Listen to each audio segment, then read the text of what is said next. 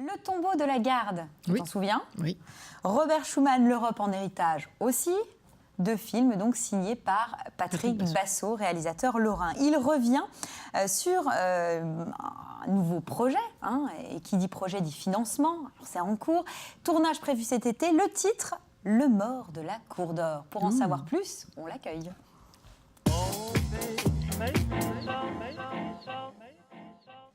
Patrick et Aurore, bonsoir à vous. Bonsoir. Bienvenue sur le plateau du Grand Rendez-vous. Aurore, donc, qui est l'une des comédiennes sur ce nouveau film que vous êtes en train de préparer, Le mort de la Cour d'Or, en cours de financement pour un tournage prévu le 27 juillet, je crois.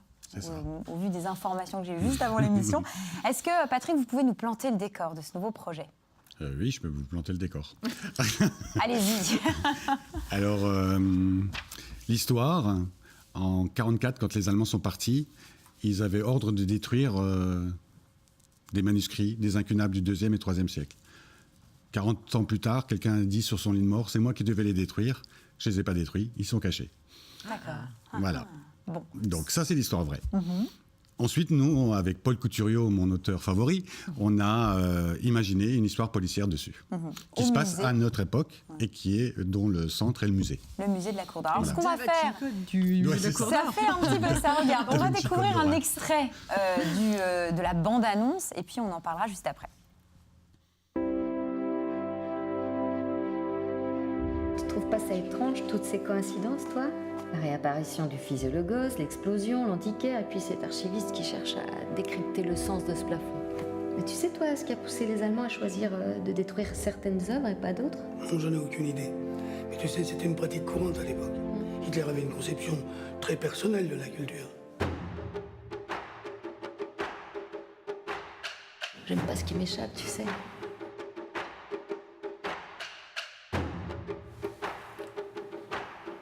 Allô ? Vous êtes qui? C'est toi, Grégory? Parce que je t'ai jeté mon verre au visage, tu crois pas que t'en fais un peu trop?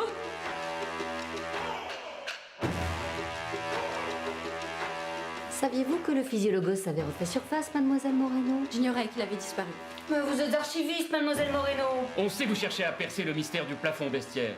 Je crois pas être la seule à m'intéresser aux bestiaires ou aux ouvrages disparus en 44. Si vous voulez revoir votre fille saine et sauve, il va falloir suivre précisément nos instructions. Tu vas m'écouter. C'est quoi ça? Je sais pas, moi je suis pour rien. Tu es pour rien? Oula, attendez. Parfois j'en ai rien à foutre et cette fois-ci j'en ai rien à foutre. D'accord, tu comprends? S'il vous plaît, attendez. Calmez-vous. Il y a peut-être un truc, d'accord? Voilà, on est déjà dans l'ambiance. Alicia, elle est à fond. On va en savoir un petit peu plus. Elle s'est pris au jeu. Il s'agit d'une histoire vraie. Ouais. Comment vous l'avez découverte, cette histoire-là, et pourquoi avoir eu envie justement de vous la réapproprier?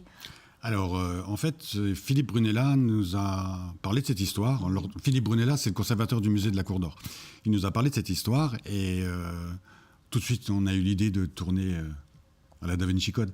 Alors, je pense. Ce qui est assez impressionnant... Ça se passe à notre époque, bien évidemment. Oui, on à part précise, un flashback en 1944, mais ça se passe on a découvert des images, à la fois dans le tombeau de la garde, et puis Robert Schumann, l'Europe en héritage. On sent que vous êtes vraiment très imprégné de l'histoire, et c'est important pour vous de la mettre en avant, l'histoire du territoire, l'histoire en règle générale. Pourquoi ça vous fascine tant? Moi, c'est déjà la période 39-40, je trouve que c'est important d'en parler. Il y a beaucoup de choses à dire. Mon rêve, c'est quand même de faire un film de guerre. Mais non, il y a beaucoup de choses à dire et je trouve que c'est bien. Et de parler de notre région, c'est encore mieux. La région Lorraine foisonne d'histoire et de choses comme ça. Et heureusement qu'il y a des réalisateurs, en tout cas, qui proposent des projets comme ça. Ça permet à vous, téléspectateurs de Mirabel TV, de découvrir, parce que c'est vrai que le tombeau de la garde, on l'avait diffusé sur Mirabel TV, Robert Schumann, l'Europe en héritage aussi, et c'est des projets qui, en général, à l'écran, sont portés et portent les téléspectateurs. Alors, Aurore, vous êtes une enfant du cru. Et qu'est-ce qui vous a séduit dans ce projet-là? Pourquoi vous avez décidé de faire partie de cette aventure? Alors déjà, je crois que la chose la plus importante pour un comédien, c'est avoir confiance au réalisateur. Donc étant Lorraine, j'avais déjà entendu parler de Patrick, qui a fait plusieurs projets aboutis, des beaux projets. Donc quand il m'a proposé de venir passer le casting, je suis venue... Volontiers, voilà. Donc je suis sur Paris maintenant depuis septembre. Mais je suis contente aussi de revenir pour tourner dans ma région, quoi. Donc j'ai accepté vraiment. Est-ce que l'approche, elle n'est pas la même, justement, quand on vient dans un territoire qu'on connaît, avec des gens où on a ce lien, ces racines-là, l'approche n'est pas la même? Est-ce qu'on devient plus détendu? Oui, on est plus détendu. Je connaissais déjà certaines personnes de l'équipe, je connais certains comédiens. On est chez nous, quoi. On est à la maison, ça Voilà, fait du c'est bien ça. aussi de travailler à la maison. Vous tournez au musée de la Cour d'Or, un lieu qui est magnifique. On le sait, Alicia a eu la chance de nous faire découvrir l'envers du décor, en plus avec arrière-plan. J'imagine qu'il y a des contraintes de tourner dans un lieu comme ça. Oui, les contraintes, c'est faire attention à tout. Oui. C'est impressionnant. On va tourner beaucoup de scènes quand le musée est fermé, donc les mardis. Ils ont mis en évidence, depuis avant les travaux, la chapelle, qui est magnifique. La chapelle de Petite Carme. Qui va se transformer d'ailleurs en Ouais. hall d'accueil maintenant. C'est exactement ça. Et nous, on en profite avant que ça se transforme en hall d'accueil pour en faire un lieu. Donc tournage pendant combien de temps cet été? On commence le tournage le 27 juillet, on termine le 18-19 août cet été. Voilà, on tourne dans le musée, on tourne dans les rues de Metz. Vous allez nous voir, hein, ça c'est sûr, parce qu'on a une grosse équipe de tournage. Voilà, puis un peu sur Agondange. On commence le 27 juillet. On parlait des contraintes du lieu qu'est le musée de la Cour d'Or, et Oui. il y a des avantages aussi. Ah oui, c'est mettre le musée en évidence, parce que ce musée, je pense, est un peu méconnu. En tous les cas, il est connu en Lorraine, mais ailleurs, il n'est pas connu. Et c'est 1,8 km de galeries, il y a des choses partout dans ce musée, c'est impressionnant, quoi. Je sais pas, j'ai pas vu l'émission qu'a fait Alicia. mais- Alors séance de rattrapage juste après l'émission. Ça, c'est sûr et certain. Je téléchargerai sur Internet. Voilà, c'est en replay, www.mirabel.tv. Voilà, Il c'est faudra ça, aller voilà, c'est réviser ça. ce soir. Je savais pas que tu avais fait une émission. Besoin de soutien, parce Oui. que là, on est loin du financement total. Donc comment on fait si on a envie de vous donner un coup de pouce?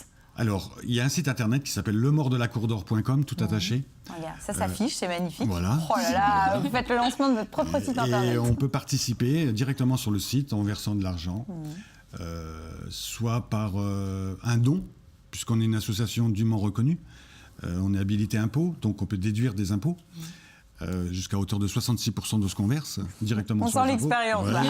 Il sort tous les arguments pour vous convaincre. Ou alors par financement participatif en étant nommé au générique et des choses comme ça. Tout est inscrit sur le site internet. Eh ben, écoute, on va Voilà. aller faire un tour sur Il nous le manque un site. petit peu d'argent encore. Donc, pour le Allez, boucler. on se mobilise Voilà. pour voir naître encore un beau projet signé Patrick Bassot. Merci à tous les deux. Merci Vous beaucoup. restez avec nous?